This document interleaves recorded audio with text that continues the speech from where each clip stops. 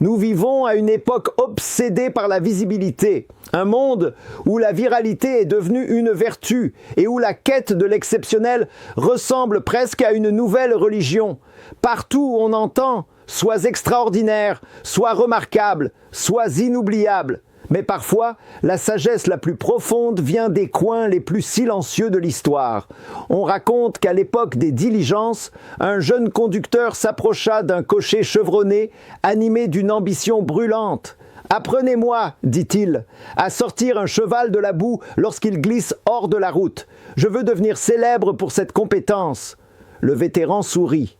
Sa réponse fut simple, presque désarmante de clarté. Un vrai professionnel ne se spécialise pas dans l'art de sortir les chevaux du marécage. Il se spécialise dans l'art de les empêcher d'y tomber. La prévention, expliqua-t-il, vaut bien plus que n'importe quel sauvetage spectaculaire. Et dans cette seule phrase se trouve un véritable plan de santé émotionnelle pour notre monde moderne.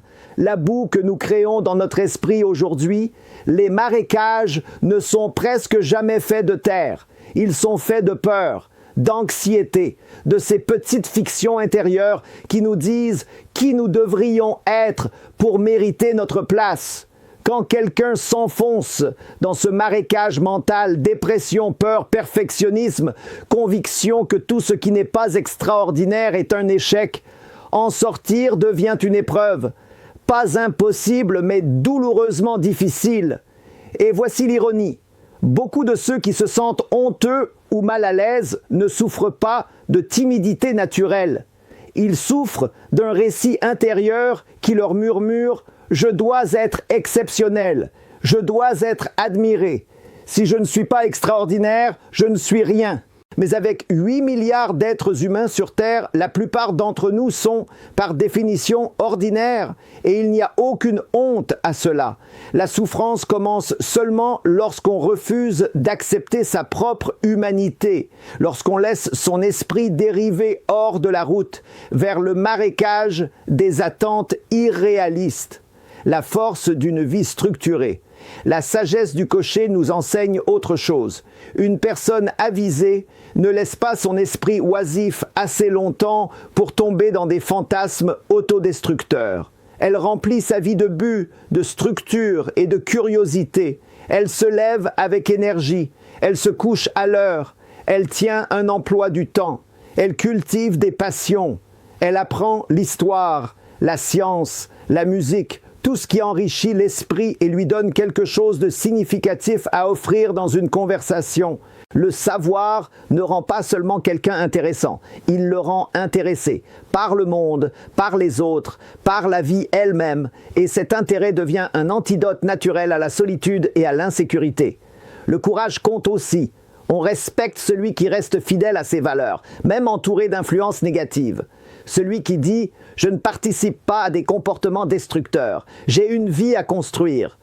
Il peut recevoir un coup ou deux au sens propre ou figuré, mais il gagne le respect parce qu'il a la colonne vertébrale de vivre avec intégrité. La noblesse silencieuse du travail honnête.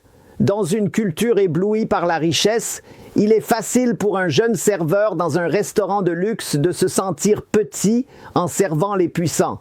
Mais ce sentiment repose sur une illusion. Il n'y a rien de plus respectable que de gagner sa vie honnêtement. Le serveur, le caissier, le livreur, l'agent d'entretien à l'hôpital, ce sont eux qui font fonctionner la société. Leur travail n'est pas glamour, mais il est indispensable. Et la vérité sur la richesse est bien moins mystique qu'elle n'y paraît. La richesse n'a de valeur que parce que la plupart des gens ne l'ont pas. Si tout le monde sur Terre était riche, la société s'effondrerait instantanément. Qui livrerait les colis? Qui récolterait les cultures? Qui entretiendrait les hôpitaux, les routes, les infrastructures? La valeur de la richesse n'existe que parce que le monde repose sur le travail, la discipline et la dignité des gens ordinaires.